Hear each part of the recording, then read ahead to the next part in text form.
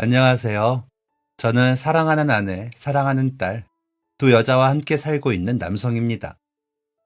제게는 어려서부터 중마고우로 자란 친구가 있습니다. 지금도 여전히 그 친구는 제게 고마운 친구이지만 어린 시절에도 제게 고마운 친구였어요. 저란 사람은 표현하는 방법을 잘 몰라 고맙다고 이야기한 적이 거의 없었는데 고맙다는 말을 어떻게 전할까 고민하다 사연을 보내봅니다. 이 채널은 제가 자주 듣는 채널이고 친구는 잘 모를 것 같지만 겸사겸사 알려주면서 제 고마운 마음을 전할 수 있었으면 좋겠습니다. 어린 시절에 저는 몹시 가난한 가정에서 자랐습니다. 어머니께는 청각장애가 있었어요. 그때 당시 장애를 가지고도 한 푼이라도 더 벌어보려 겨울이면 붕어빵 장사를, 봄, 여름, 가을에는 친구들이 사는 아파트 앞 노상에서 나물팔이를 하셨습니다. 저희 집은 여러 사람들이 모여 사는 어느 판자로 된 주택의 한 칸짜리 방이었어요. 화장실은 문 밖을 나와 변기 아래가 뚫려 있는 네모난 공간이 다였죠. 화장실에서 물을 내린다는 개념 자체가 없이 자랐었습니다. 학교에 붙어 있는 병설 유치원에 들어가면서 그런 것들을 하나둘 배웠지만 그 전까지는 그런 것도 모른 채 자랄 정도로 가난했었어요. 아버지께서는 매일 어디를 그렇게 다니시는 건지 얼굴을 뵙기가 하늘의 별 따기였고 어머니께서는 매일 밖에서 장사를 하시느라 얼굴 뵙기가 하늘의 별 따기였습니다. 저는 그렇게 자그마한 방 한 칸에서 엄마 아빠의 손길 없이 혼자 학교를 다녀야 했지요. 지내던 집이 그러니 잘 씻지도 못하는 것은 물론이었습니다. 빨래도 그냥 빨래비누로 쓱쓱 손빨래를 해 한 줄짜리 빨랫줄에 널어두는 것뿐. 그마저도 자주 하지 못했었어요. 제 목에는 항상 시꺼먼 떼국물이 흘렀고 옷은 구멍이 나고 더러웠습니다. 그리고 잘 못 먹어서 키도 아주 작았죠. 아마 제가 저희 반에서 제일 작았던 것 같네요. 그러니 그런 아이를 누가 좋아나 하겠습니까? 저는 그렇게 자연스럽게 왕따 비슷한 상황에 놓였습니다. 근데 저에게 다가온 친구가 있었습니다. 야, 종석아, 같이 놀자. 우리 집에 놀러 가자. 그 친구의 이름은 경훈이었어요. 제게 먼저 말을 걸어주다니 정말 고마웠습니다. 그래서 그런지 저는 저희 집과 학교의 반대인 친구네 집을 매일같이 놀러를 갔어요. 맨날 그렇게 친구네 집으로 놀러 가니 그 집 부모님께서도 저를 좋아하시진 않으셨습니다. 행색이 더럽고 어디 하나 내세울 것 없이 왜소한 친구가 아들의 친구라고 매일같이 집으로 드나드니 그게 싫으셨을 수 있을 것 같습니다. 하지만 눈치를 보는 것보다 하나뿐인 친구와 시간을 보내는 것이 더 중요했던 나는 주말에도 시간만 나면 친구네 집으로 향했습니다. 물론 주말에도 텅 비어있는, 다 무너져가는 저희 집에 혼자 있어야 하는 것이 싫어서 그랬기도 하고요. 그랬던 저의 초등학교 때 시절엔 유독 지독하게 저를 괴롭히던 친구가 있었습니다. 그 친구의 형은 소위 말하는 동네 짱이었고 그 친구도 저희 학교에선 짱이었죠. 아무도 그 친구 앞에서는 찍소리도 하지 못했었답니다. 처음에는 그냥 저를 놀리고 때리는 정도였는데 나중엔 친구들 다 보는 앞에서 제 옷을 벗긴다든지 하며 저를 괴롭히더군요. 심지어는 청각 장애를 가진 저희 어머니를 조롱해서 제가 참지 못하고 대든 적도 있었습니다. 물론 저는 꼼짝없이 얻어터지고 말았지만요. 그런 저를 보면서 친구들은 더욱더 저를 피했습니다. 그래도 제 친구 경훈이는 제 곁에 있어 주었어요. 저는 그게 고마우면서도 미안하고 두려웠습니다. 저 같은 애랑 어울리는 바람에 친구에게도 불똥이 튈까 무서웠거든요. 근데 그 친구는 그걸 아는지 모르는지 변함없이 참 오래도 제 곁에 붙어 있어 주었습니다. 그러던 중 경훈이가 전학을 가게 되었어요. 유일한 친구가 사라져버린 셈입니다. 얼마나 울었는지 모릅니다. 학교에서 수업을 듣다가도 울고 괴롭히는 친구에게 얻어터지면서도 울었어요. 집에 가면 엉엉 소리를 내어 울다 집주인 할머니한테 시끄럽다고 호되게 혼나기도 했었습니다. 얼마나 끔찍한 날들이었는지 몰라요. 그런데 그러던 중 며칠 만에 모습을 드러낸 아버지께서 제게 말씀하셨습니다. 저희 집이 글쎄 이사를 간다는 것입니다. 그 말을 들은 저는 어디로 가는 거냐고 얼굴을 시뻘겋게 물들이며 물었습니다. 혹시 경훈이가 이사간 동네로 가는 거냐고요. 아버지는 경훈이가 누구인지 알지도 못하셨는데 말이죠. 그게 누구냐? 하여튼 그건 모르겠고 옆 동네 아파트로 갈 거니까 그렇게 알아라. 학교도 옮겨야 하니 반의 친구들하고도 인사 잘하고. 그때가 초등학교 6학년 때였습니다. 그때 전 저희 집이 아파트로 이사를 간다는 것보다 아버지께서 말씀하시는 옆 동네라는 곳이 경훈이가 이사간 동네가 맞는지 아닌지가 더 중요했고 와닿았었어요. 제가 금방이라도 눈물을 흘릴 것처럼 흥분해서 아버지께 정말이냐고 되물으니 아버지께서는 한숨을 푹 쉬며 저를 끌어안으셨었습니다. 다 큰 어른인 엄마 아빠도 이 집이 그렇게 괴로웠는데 어린 너는 어땠겠니? 그동안 미안했다. 미안했어. 저는 영문도 모른 채 아버지의 품에 안겨 어깨를 축축하게 적셔오는 낯선 눈물을 느껴야 했지요. 이사를 간 아파트는 새로 지은 아파트였습니다. 집에 온통 새 냄새가 났어요. 예전에 살던 집 전체 크기만 한 것이 제 방이라더군요. 거실에서 문을 닫고 방으로 들어간다는 개념이 어이없어 웃음이 나왔었습니다. 엘리베이터를 타면 침을 꿀꺽 삼켜야만 귓속이 편안해졌고요. 모든 것이 낯설고 어려웠지만 한 가지 확실한 것이 있었습니다. 이제 우리 집이 가난하지 않은가 보다. 어머니께서는 제 옷장에 있던, 심지어는 입고 있던 옷까지 몽땅 벗겨 쓰레기통에 버려버리셨어요. 그러고는 언제 어디서 사오신 건지 모를 옷들을 제 옷장에 가득 채워주셨습니다. 옷에서는 뽀송하고 기분 좋은 향기가 났어요. 제 몸에서도 마찬가지였습니다. 저는 매일 아침 머리를 감고 매일 저녁 샤워를 했어요. 사람이 잘 씻는다는 것이 얼마나 중요한 것인지를 저는 13살이 되어서야 깨달은 것입니다. 그동안 왜 제게서만 그렇게 악취가 나고 때국물이 일어나고 옷이 구멍이 났었는지, 그게 모두 가난 때문이었다는 것을, 그리고 이제는 더 이상 그런 가난이 제게 없다는 것을 그때 깨달았어요. 새로 전학 간 학교에서 처음으로 반 친구들에게 저를 소개하며 인사를 할 때 예전의 학교에서의 일들이 떠올라 무지하게 긴장하고 두려웠었습니다. 인사를 하는 동안에도 제 눈은 오로지 바닥만 향해 있었죠. 혹시나 아무하고나 눈을 마주쳤다가는 어디론가 끌려가 두드려 맞을지도 모른다 생각하면서 말입니다. 그런데 제 인사가 끝나자마자 아이들이 박수를 쳤어요. 선생님께서 배정해준 빈자리에 가서 앉을 때도 친구들은 제게서 눈을 떼지 못했습니다. 심지어 제 바로 옆에 짝지는 제게 오늘 점심으로 돈가스가 나온다며 돈가스를 좋아하는지부터 냅다 묻더군요. 남들에겐 분명 평범한 일들이었겠지만 제겐 너무 낯선 일들이었어요. 그때부터인가 없던 자존감이란 게 생기기 시작했던 것 같습니다. 때마침 이사를 가면서 경훈이에게서 보냈던 편지의 답장도 왔습니다. 같은 동네에 살고 있진 않지만 버스를 타면 얼마든지 올 수 있는 거리라고 경훈이는 말했어요. 그리고 제게 이사를 한 걸 축하한다고 했습니다. 저는 그 편지를 받고 신이 나서 경훈이에게 또 편지를 했어요. 집 전화번호도 적어보냈습니다. 이사를 왔는데 아무도 저를 놀리거나 괴롭히지 않는다고. 예전 우리 집만 한 내 방이 생기고 엄마가 새 옷도 사주셨다고. 이제 아침에 머리를 감고 저녁에 샤워도 매일마다 할 수 있게 되었다고. 마지막엔 보고 싶다는 말도 남겼습니다. 집에서 어머니 아버지와 다 함께 먹는 저녁밥은 아주 맛있었습니다. 특별한 반찬이 있는 것도 아니고 늘 먹던 엄마표 김치와 된장찌개가 전부였지만 아버지와 함께 학교에서 있었던 일을 이야기하며 먹는 밥이라니 꿈만 같았어요. 조금 어색하기도 했지만 그런 마음은 금방 잊혀졌습니다. 그 순간들이 모두 다 반짝반짝 빛나는 꿈만 같았으니까요. 알고 보니 아버지께서 집에도 들어오지 않고 오랜 세월을 바쳐 하시던 일이 잘 풀려서 그럴 수 있었던 것이었습니다.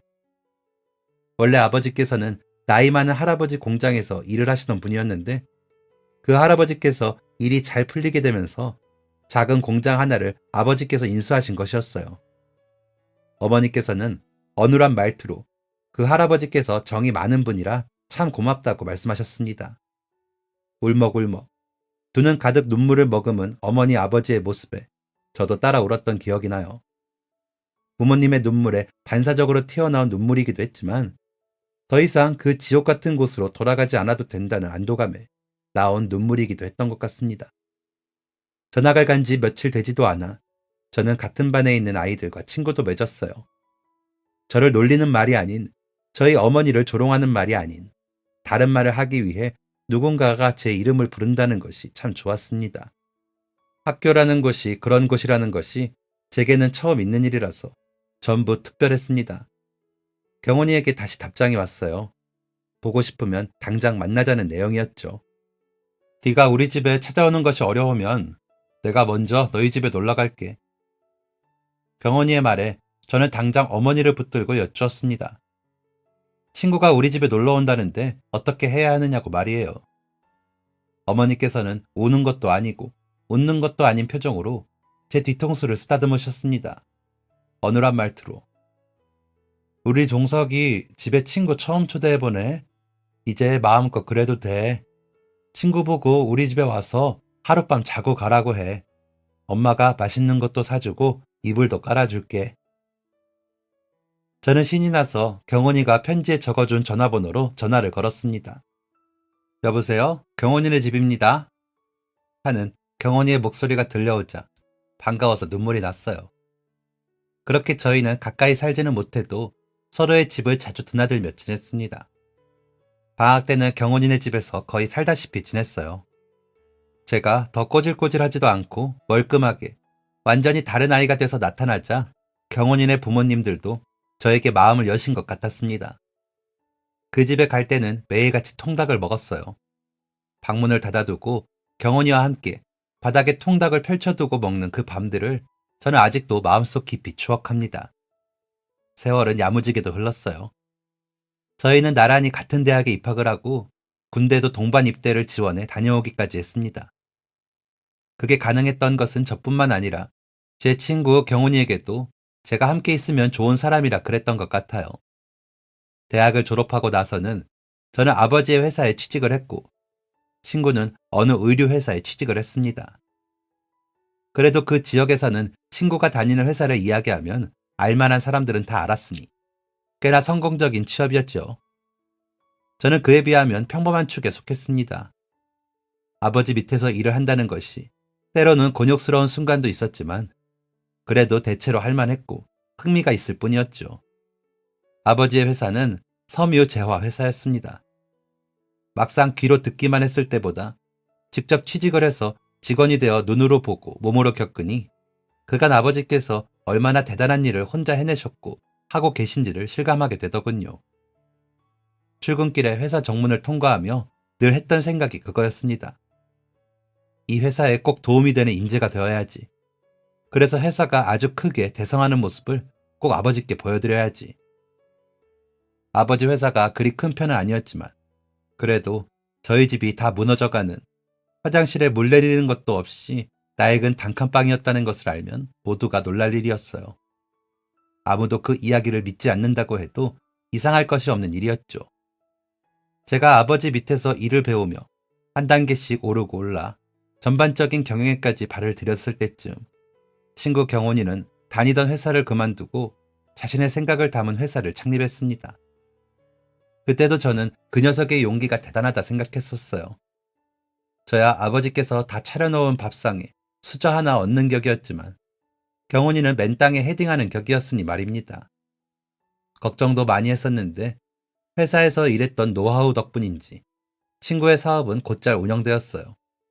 보란듯 사장이라는 이름을 달고 사는 경훈이가 조금은 부러워질 때쯤 저희 두 사람은 각자의 짝을 만나 결혼도 했습니다. 저의 아내는 저의 부족한 점을 늘 채워주는 마음씨 따뜻하고 아름다운 사람이었고 경훈이의 아내분은 경훈이만큼이나 똑부러지고 멋진 사람이었죠. 무엇보다 키가 작은 저를 선택해준 아내에게 아직까지도 늘 고맙습니다. 친구네보다 조금 일찍 저희가 먼저 아이를 낳았어요. 아내의 고운 눈동자를 빼다 닮은 예쁜 딸이었습니다. 아내와 딸아이가 나란히 앉은 모습을 보면 꼭 토끼 두 마리를 보는 것처럼 귀엽고 사랑스러웠죠. 무지 행복한 날들이었고 곧이어 친구가 아이를 낳았을 땐 저희 딸아이가 1살이 되었을 때였답니다. 세상이 평온했고 잠을 자지 않아도 밥을 먹지 않아도 하루하루가 만족스러운 날들이었습니다. 그런데 그렇게 행복했던 저희들에게 불행이 찾아오고 말았어요.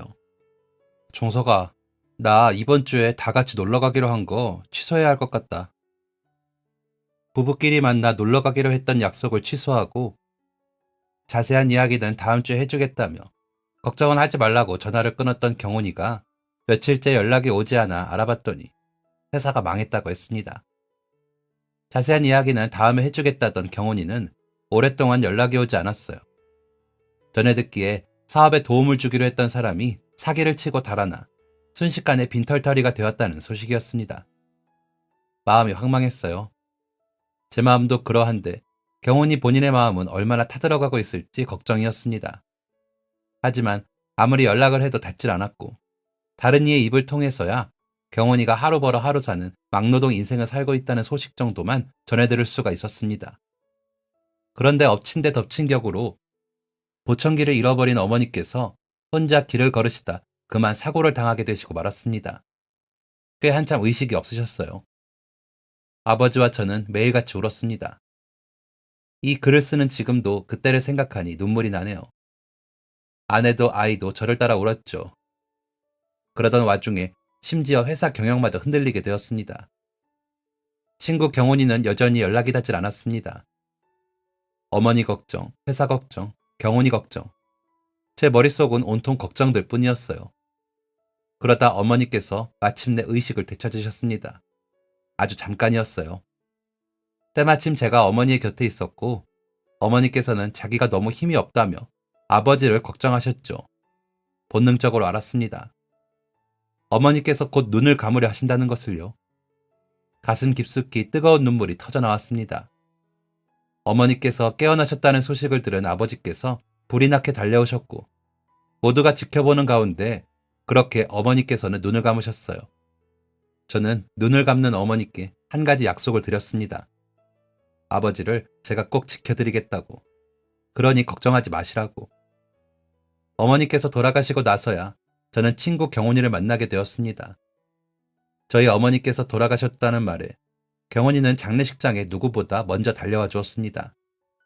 상황이 힘들다는 것을 알기에 당연히 경훈이가 오지 못할 것이라 생각했고 못 오게 되더라도 서운하지 않을 수 있었는데 가장 먼저 달려와 준 경훈이가 고마웠습니다. 그렇게 나만큼이나 엉엉 울면서 달려와 준 경훈이가 고마워 와라 품에 안았는데 경훈이가 눈물을 흘리며 냅다 제게 미안하다고 하더군요. 뭐가 미안하냐고 물으니 아이 먹일 분유값도 없어. 조의금 낼 형편이 못 된다며. 그래도 다른 사람도 아닌 너의 일인데 안아볼 수는 없어 왔다고 고개를 숙이던 내 친구 경훈이. 도움이 될지는 몰라도 곁에서 함께하며 소일거리라도 돕겠다는 경훈이의 어깨를 오히려 제가 더 꼭 안아주었습니다. 정말 너무 고맙더라고요. 발인 날까지도 나서서 도와주고 가는 친구에게 미안하고 고마워서 한참을 울었습니다. 그렇게 장례가 끝나고 돌아가는 길, 경훈이는 마지막까지도 자신이 조의금을 하지 못한 것에 대해 미안해했습니다. 친구로서 염치가 없다며 자꾸만 고개를 숙이던 경훈이. 하루 벌어 하루 사는 친구의 형편을 알았기에 저는 경훈이 몰래 그 녀석의 양복 속주머니에 봉투를 몰래 넣어두었습니다. 큰 돈은 아니었습니다. 겨우 100만 원. 얼마 안 되는 돈이라도 조금이나마 경훈이의 가정에 도움이 되길 바라는 마음에서였습니다. 얼마 후 경훈이에게 전화가 걸려와 받았더니 통화 너머로 경훈이의 대성통곡하는 소리가 들려오더군요. 종서가, 너 혹시 내 양복 주머니에 100만 원 그거 네가 그런 거냐? 뒤늦게 양복 주머니 속 봉투를 발견한 경훈이의 전화였습니다. 저는 경훈이에게 갑작스레 돌아가신 어머니 때문에 정신적으로 많이 힘들었는데 네가 와줘서 힘이 됐다고.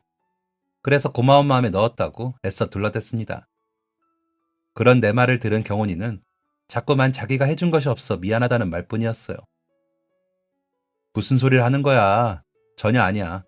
네가 와준 것만으로도 나한테는 얼마나 큰 위로가 되었는데 네가 자꾸 그렇게 말하면 내가 너한테 좋은 친구가 아닌 것만 같잖냐.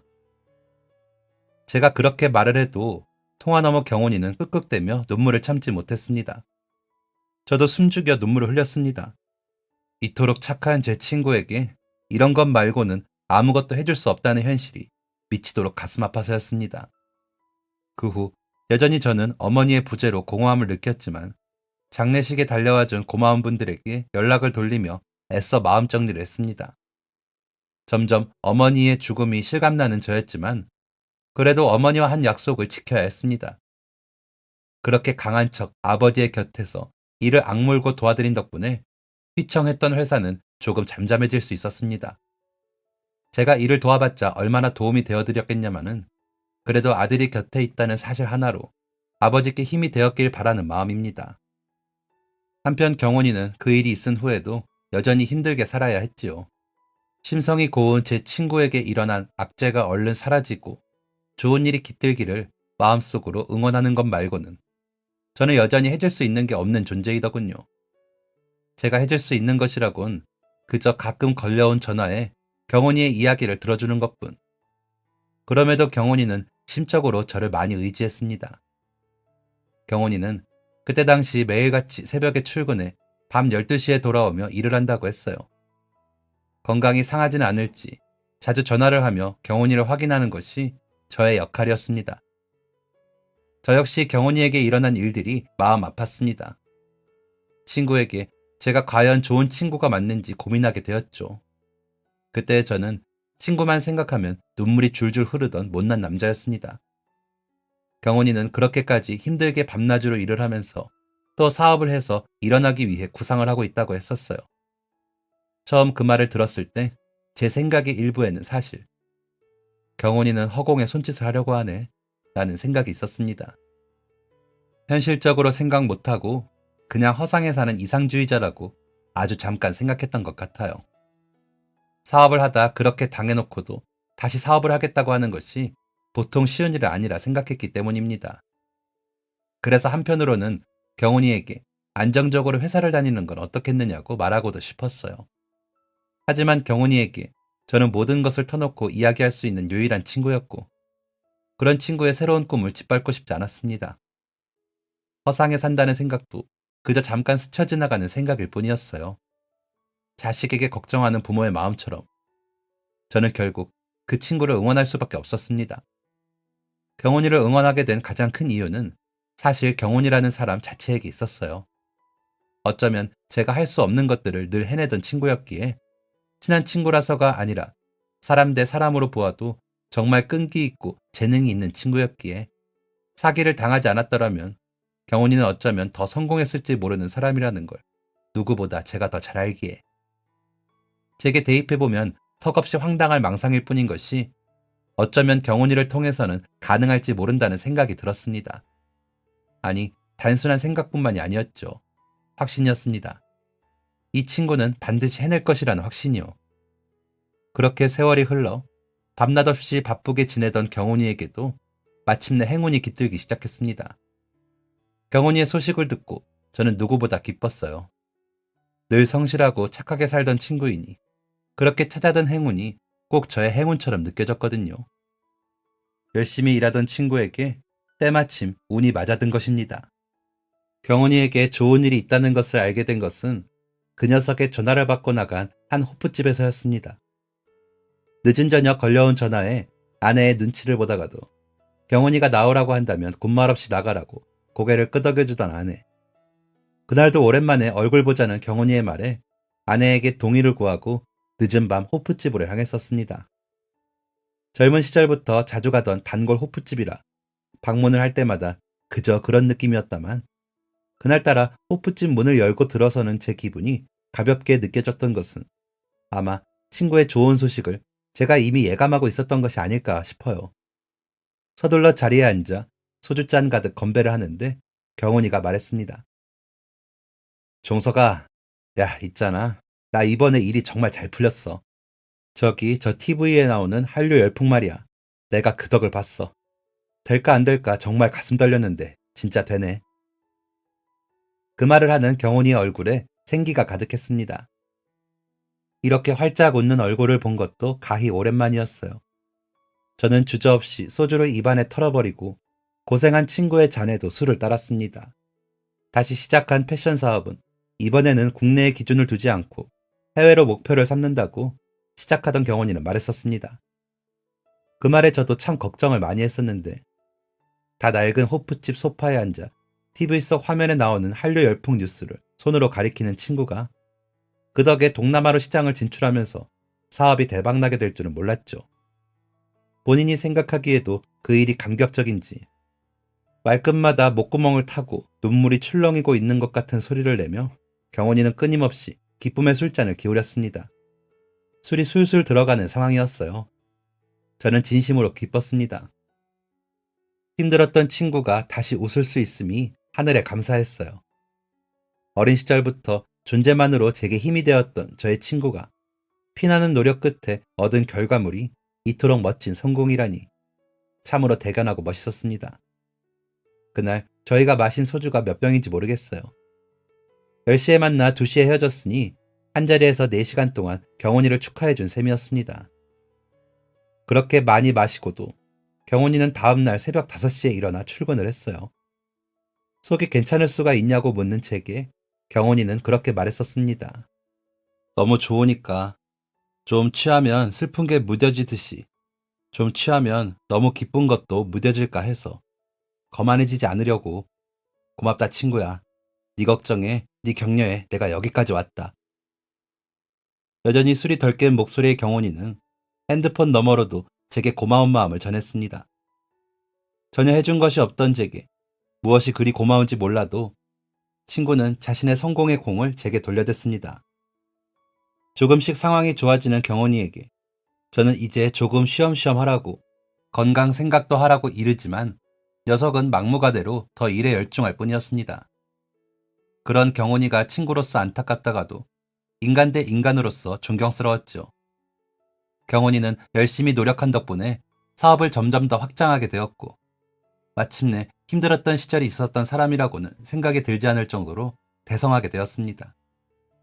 저는 그 친구가 자랑스러웠습니다. 세상 사람들에게 그 녀석이 제 친구라고 고래고래 소리치고 싶을 정도였어요. 저는 그 친구가 존경스러웠습니다. 시골 우물에서 자라서 큰 물로 넘어갈 수 있는 그 대단한 노력과 성구한, 그는 매일매일을 하루도 빠짐없이 최선을 다해 24시간을 본인만의 루틴으로 채워갔습니다. 그 꾸준함, 거만하지 않는 겸손함, 배워야 할 덕목이었죠. 원하던 것을 손에 쥐었다고 해서 함부로 게을러지지 않는 마음가짐과 태도, 그런 사람이 제 친구라는 것이, 둘도 없는 저의 중마고우라는 것이 자랑스러웠습니다. 그러던 어느 날, 꽤 괜찮게 살았던 저의 집이 아버지의 실수로 인해 회사가 망하면서 바닥으로 내려앉게 되었습니다. 어머니께서 돌아가신 지 10년이 되던 해였어요. 저 또한 누구보다 열심히 살았기에 집이 망하게 될 것이라고는 생각하지 못했었습니다. 아버지께서는 충격으로 의식을 잃고 쓰러지셨습니다. 쓰러지면서 머리를 크게 부딪혀 병원으로 급하게 실려가시게 되었고 언제 다시 의식을 찾으실지 모르는 상황이 되고 말았습니다. 그래서 더 절망적이었고 더 빛이 보이지 않았던 것 같아요. 하루하루가 지옥이었습니다. 만약 그때의 제가 저 혼자만 먹고 살면 되는 혼자의 몸이었더라면 그렇게까지 지옥은 아니었을지 모르겠습니다. 제게는 제 손을 잡고 매일같이 나와 한 이불을 덮고 자는 사랑하는 아내가 있었고 학교를 마치고 돌아오면 아빠 올 때까지만 눈이 빠지도록 기다리는 사랑하는 저의 딸이 있었습니다. 그들은 제가 평생토록 책임지고 이끌어가야 할 제 울타리 안의 토끼들이었습니다. 게다가 어머니께서 돌아가실 적에 했던 약속도 지켜야 했습니다. 아버지를 지키는 것. 저는 혼자 남은 아버지를 지킬 수 있는 유일한 가족이었습니다. 저만 힘든 일이라면, 저 혼자만 감당해야 할 고통이라면 아무렇지 않았겠지만 저만 바라보는 그들에게까지 이토록 힘든 현실을 마주하게 하는 것이 저를 고통 속에서 빠져나오지 못하도록 했습니다. 어떤 이들의 이야기를 들어보면 그런 순간이 찾아왔을 때 가족을 생각하며 이겨내고 다시 일어선다고 하더군요. 하지만 그때의 저는 도무지 그런 생각이 들질 않았습니다. 다 내려놓고 도망치고 싶다는 생각뿐이었죠. 제가 그들의 곁에 있는 것이 오히려 독이 될 것이라는 생각이 들었어요. 아내와 아이의 인생까지 제가 망쳐버렸다는 생각 때문에 다시 일어서서 해내야겠다는 생각보다 얼른 아무도 모르는 곳으로 도망쳐야겠다는 생각뿐이었습니다. 결국 집으로 돌아가는 시간이 점점 늦어졌고 저는 주머니에 없는 돈을 탈탈 털어 공상맞게 슈퍼 앞이나 공원 따위에서 깡수들을 들이켰습니다. 가난이 정말 싫었거든요. 어릴 때 제가 겪었던 그 모든 일들을 저의 자식에게도 물려줘야 한다는 생각에 집으로 한 발자국도 들어갈 수가 없었어요. 멀쩡한 정신으로 집에 들어가면 토끼 같은 눈을 하고 아빠! 하며 안기는 자식의 무게가 너무나도 무겁게만 느껴졌습니다. 아내에게도 입이 떨어지지 않는 것은 마찬가지였습니다. 아내는 가난한 저를 본 적이 없었으니까요. 아내는 가난을 안고 있는 저의 얼굴을 전혀 알지 못하는 사람이니까요. 가장 가까이 있는 사람들인데도 저는 혼자만 마음을 닫게 되었습니다. 그때 누구에게 쉽게 털어놓지도 못하고 혼자서 끙끙 앓으며 인생의 쓴맛을 보던 제게 친구가 찾아왔습니다. 경훈이었어요. 세상 공상을 혼자서 다 떠는구나. 핸드폰은 어쨌어? 잃어버렸어? 전화를 왜 안 받는 거야? 핸드폰은 폼으로 들고 다니냐? 어떻게 알고 찾아왔느냐고 물으니 제가 연락이 잘 닿지 않아 아내에게 전화를 걸었다고 했습니다. 요즘 통화가 잘 안 되는데 혹시 집에 무슨 일이라도 있는 것이냐고요. 아내도 마침 제가 매일같이 술에 찌들어 늦은 시각에 집으로 돌아오니 걱정이 되었던 터. 때마침 걸려온 경훈이의 전화에 사실은 요즘 남편이 이렇고 저렇다며 밖에서 무슨 일이 있는 건지 도통 말을 꺼낼 생각을 하지 않는다고 하더랍니다. 그 말을 들은 경훈이는 틀림없이 제게 무슨 문제가 있다는 것을 눈치챘고 여전히 제가 전화를 받지 않자 하는 수 없이 회사로 전화를 걸었던 것입니다. 회사가 그렇게 되었다는 소식을 듣고 경훈이는 며칠 동안 밤마다 동네 곳곳을 뒤졌다고 했습니다. 매일 술을 먹고 들어온다는 아내의 말에 처음 며칠은 동네 술집을 싹 다 돌아다니며 저를 찾았고 그러다가 문득 그 상황에 술집이나 드나들며 술을 마실 녀석이 아니라는 것을 깨닫고 동네 슈퍼를 돌아다녔다고 했지요. 자주 가서 술을 사던 슈퍼에서 제 이야기를 들은 경훈이가 그렇게 결국 저를 찾아낸 것입니다. 이제 공상 떨어댈 만큼 다 떨었으면 그만하고 집에 가자.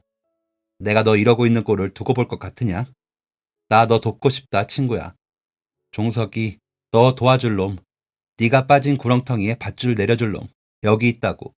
그러니까 그만 마시고 집에 가자. 경훈이는 저를 돕고 싶다고 했습니다. 힘들어하는 친구를 돕고 싶은 마음이야 100번 이해했어요. 하지만 상황이 너무 나빴습니다. 친구에게 도움을 받는다고 해도 절대 다시는 일어설 수 없을 것만 같았습니다. 그런데 그런 확신조차 없는 상태에서 냅다 고맙다고 경훈이의 도움을 받기엔 제 양심이 허락하질 않았습니다. 대답을 기다리고 서 있는 경훈이에게 말해야 했지요. 아니야, 됐어. 내가 어떻게 너한테 도움을 받아. 네가 어떻게 살았는지, 어떻게 버텼는지, 어떻게 거기 그 자리까지 갔는지 다 아는데 난 있잖아. 너처럼 굳건하고 부지런하게 다시 처음부터 인생을 시작할 용기가 없다. 그러니까 너한테도 차마 도움의 손길 같은 걸 내밀 수가 없지. 난 내가 절대 다시 좋아질 수 없다는 걸 알거든. 그냥 나 혼자 다 짊어지고 어디론가 사라져버리는 게 내 주변의 모든 사람들에게 가장 좋은 일일지 모르는 거거든. 말만이라도 고맙다, 친구야. 저는 차마 경훈이에게 도움의 손길을 내밀 수가 없다고 말했습니다. 힘들었던 시절, 저는 경훈이에게 아무런 도움이 되지 못했으니까요. 새 삶을 다시 걸어가기 위해 모든 것을 정리하려면 셀 수 없이 많은 돈이 필요했습니다. 어쩌면 그 모든 것을 정리하기 위해서 남아있는 제 인생 전부를 다 갖다 부어도 시간이 모자란 상황이었어요. 그러니 자꾸만 부정적인 생각이 저를 찾아왔고 친구의 달콤한 말이 달갑지도 않았던 것입니다. 제가 망해서 혼자 도망을 가면 도망을 갔지 힘들게 다시 일어선 경훈이에게 염치 없는 짓을 하지는 말아야 했습니다. 하지만 제 이야기를 들은 경훈이는 저와 생각이 달랐습니다. 그 순간조차도 경훈이는 멋있더군요. 혼자 우뚝 딛고 일어서던 그때처럼 말입니다. 나 엄청 힘들었을 때 기억나지? 사업 망해서 아무것도 못하던 시절 말이야. 애는 태어났지. 집사람은 자기 몸 하나 가누는 것도 힘에 부처하지. 애는 울어대고 분유는 먹여야 하고 가장 좋아하던 나의 보금자리인 내 집이 말이야. 그때는 얼마나 두려운 곳이었는지 몰라. 내가 얼마나 죄인이었겠냐. 그래도 억지로 눈을 감고 집에 들어서면 내 생각이 얼마나 멍청했는지를 알게 됐었어. 힘들어도 아내는 나를 보며 쌩긋 웃어줬고 배고프다고 목이 찢어져라 울던 아이도 내가 이름을 부르면 울음을 뚝 그쳤으니. 그랬다가 집을 다시 나서는 순간부터 또 괴로운 거야. 어떻게 해서든 바로잡아야 하는데 솔직히 다 내려놓고 싶었거든. 살아도 사는 게 아닌 기분이었거든. 근데 그때 네가 전화가 왔지. 어머니가 돌아가셨다고. 종서가, 나 그때 솔직히 무슨 생각했었는 줄 아냐? 네가 나를 욕해도 좋은데 솔직하게 말할게. 왜 하필 지금? 나 그렇게 생각했다. 너 위해 아무것도 해줄 수 있는 게 없던 그때 왜 하필 그런 일이 생기는 거냐고 그렇게 생각했어. 내 자신이 정말 미웠었어. 그런데도 뻔뻔하게 너를 만나고 싶었어. 세상 어떤 순간보다 가장 괴로운 순간을 맞이하고 있을 내 친구를 힘껏 안아주고 싶었어. 그래서 염치 없지만 조이금 한 푼 못 챙기고 빈주머니로 널 찾아갔지. 거기에 있는 시간 동안 내내 안타까웠다가 나를 자책하다가 반복했어. 근데 터덜터덜 집으로 돌아가 마이를 벗고 나니 내 주머니에서 봉투 하나가 뚝 떨어지더라. 그 짧은 순간에 내가 얼마나 기뻤는지 너는 모르지. 이게 돈 봉투구나 하는 그 순간에 내가 가졌던 희망의 불씨가 어느 정도인지 너는 모르지. 그때 말이야. 난 네가 그랬다는 걸 뻔히 알면서도 한참 동안이나 너한테 전화 못 걸었어. 너무 고마운 그 기분을, 그 심정을 너한테 차마 어떻게 표현해야 할지 모르겠어서. 울면서 한참이나 고민했어. 나는 너한테 단 5만 원도 쥐어주지 못하고 왔는데 그런 모자란 친구에게 선뜻 100만 원이나 쥐어준 사람이 너라서. 다른 사람도 아니고 내 가장 친한 친구였던 너라서 더 눈물이 났어. 허물 없이 지내던 우리였는데 내가 그 허물을 만든 것 같은 기분이 들었거든. 종서가, 나 그때 너한테 고마웠던 거 되갚을 수 있는 기회가 생겼어. 그냥 갚게 해주라. 내가 우리 사이에 만들어버린 마음의 빚이라는 그 허물, 내 손으로 직접 헐어버릴 수 있게 해주라. 내가 너로 인해 그랬던 것만큼 너도 나로 인해 희망을 품었으면 좋겠다. 경훈이의 말에 저는 대답 대신 한참 눈물을 흘렸습니다. 그냥 제게는 지나간 일이었는데 친구 생일 맞이 밥을 사주고 케이크를 사주듯 마음만 담았을 뿐이었는데 그로 인해 경훈이가 얻은 희망이 그토록 컸다니 눈물이 났어요. 그리고 그때의 상황과 지금의 상황이 비슷한 듯 또 너무 많이 달라서 선뜻 알겠다는 말도 나오지 않았습니다. 입을 꾹 다물고 촌스럽게 눈물만 뚝뚝 흘리는 제게 경훈이는 마지막 쐐기를 박았습니다. 그래, 넌 그렇다 치고 아버지는 어쩔 거야? 아버지 병원비 할 돈도 없잖아. 너 어머니 돌아가실 때 아버지 걱정하시는 어머니한테 그랬다며. 아버지는 제가 잘 모실 테니 걱정하지 마시라고. 근데 지금 뭐야? 못된 생각만 하고 앉아서. 그게 네가 어머니께 말씀드렸던 잘 모신다는 거 맞냐? 기약 없이 병원에 누워 계신 아버지를 생각하면 가슴이 먹먹했습니다. 저는 건강히 잘 걷고 멀쩡히 똑바로 눈 뜨고 있는데 아버지께서는 도통 정신을 차리지 못하셨거든요. 손에 땡전 한 푼 없이 당장 병원비 수납일이 되면 어떻게 해야 할지도 막막했었습니다. 그렇게 저는 결국 뻔뻔하고 염치 없는 친구가 되었죠. 경원이는 금액이 부담스러워 눈을 피하는 제게 말했었습니다. 그리고 너 임마, 이렇게 부자인 친구, 잘 먹고 잘 살고 돈 많은 나 같은 친구 그냥 뒀다 뭐 할래? 미안해 하지도 스스로 염치 없다 생각하지도 마. 나 돈 많아. 너한테 이 정도 해주고도 살아가는데 전혀 이상 없을 만큼.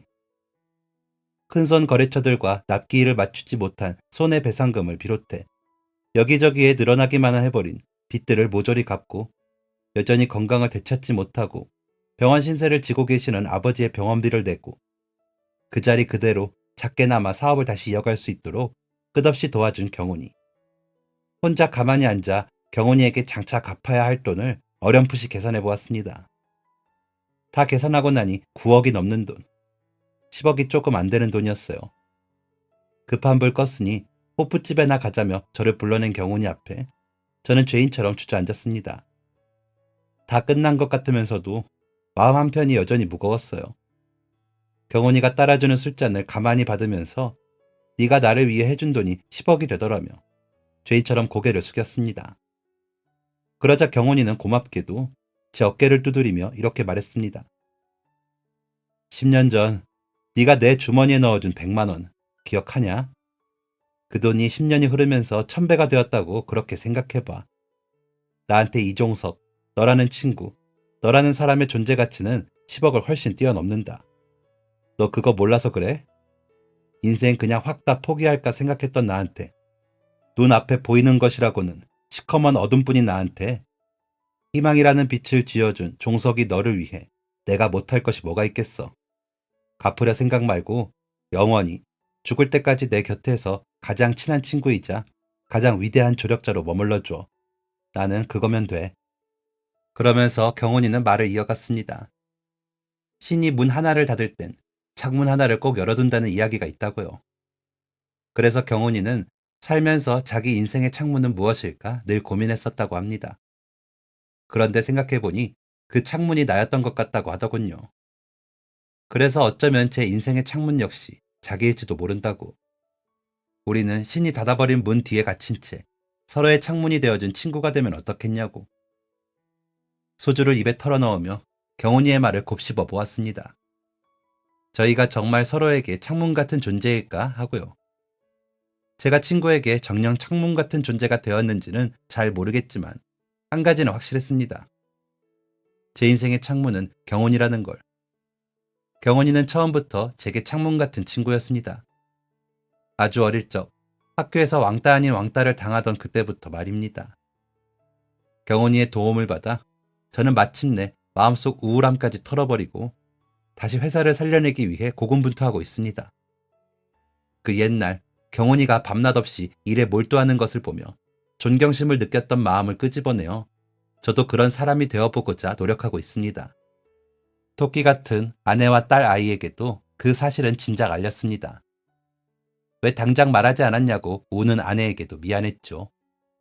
아내는 제 탓을 하나도 하지 않고 그렇게 말하더군요. 자기가 저한테 기댈 수 없는 그런 존재여서 제가 그랬나 보다고요. 저도 힘들고 괴로울 때 기댈 어깨가 필요했을 텐데 자기가 많이 모자랐다고. 늘 기대려고만 했다고. 그 말을 들으니 아내를 그런 생각에 빠지게 만든 제 자신이 한심했습니다. 더 강한 사람이 되어야겠다고 다시 한번 다짐했죠. 다시는 무너지지 않아야겠다고. 또 똑같은 일이 생기더라도 그땐 절대 끝까지 가족들을 지킬 생각부터 하겠다고. 아버지께서는 얼마 전 의식을 되찾으셨습니다. 이젠 불편한 산소 호흡기도 떼시고 느리지만 또박또박 말씀도 하십니다. 아들 친구 경훈이 덕분에 빚도 다 갚고 아버지 병원비도 다 내고 그 자리 그대로 다시 사업을 이어가고 있으니 얼른 건강을 되찾으시라는 제 말에 눈물을 주르륵 흘리기도 하셨습니다. 다시 일어설 수 있도록 힘을 주고 용기를 북돋아 주었던 경훈이에게 정말 고맙습니다. 여전히 저는 그 친구에게 좋은 행운이 따르기를, 늘 건강하고 행복하기를 기원합니다. 비록 저희 두 사람에게 약속이라도 한 듯 아픈 일들이 있었지만 그 아픈 시간들로 인해 저희가 더 돈독하고 서로에게 힘이 되는 존재가 될 수 있었음에 의미를 두면서요. 시간이 흘러 제가 눈을 감는 그 순간까지 경훈이의 곁에서 가장 힘이 되는 존재이고 싶습니다. 그런 존재가 되어주기 위해, 더 강하고 멋진 사람이 되기 위해 오늘도 저는 밤낮 없이 일합니다.